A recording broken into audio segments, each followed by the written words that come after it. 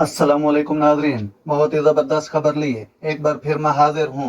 पाकिस्तान के wicket keeper batsman Mohammad Haris, जो कि आजकल उभरते हुए बैट्समैन की हैसियत से बैटिंग में नुमाया नजर आते हैं, उन्होंने श्रीलंका की लंकन प्रीमियर लीग में व्हील ऑफ कैंडी टीम की नुमाइंदगी करते हुए उन्होंने बहुत ही जबरदस्त जीत दिला दी। 49 गेंदों में 79 रन स्कोर किए, जिसमें उन्होंने 4 छक्के और 8 चौके लगाए और उनकी टीम में फखर जमान भी शामिल थे, जो कि कोई रन ना बना सके। तो उनके स्कोर कार्ड पे अगर नजर दौड़ाएं तो फखर जमान के बाद दिनेश चंदीमाला है, 24 गेंदों में 41 रन बनाए, उन्होंने 6 चौके 1 छक्का लगाया। उसके बाद हसरंगा कप्तान जो हैं, उन्होंने 11 गेंदों पर 19 रन बनाए, 2 छक्के लगाए। उसके बाद मेंडिस आए, 13 गेंदों में 17 रन बनाए, 1 चौका।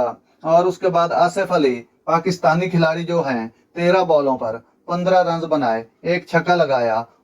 अगर मुखालिफ टीम के ऊपर नजर दौड़ाएं तो उनमें शोएब मलिक के अलावा कोई भी बैट्समैन जमकर ना खेल सका। शोएब मलिक ने 31 रन बनाए। उसके बाद दूसरी पोजीशन पर डेविड मिलर आते हैं, जिन्होंने 26 रन बनाए।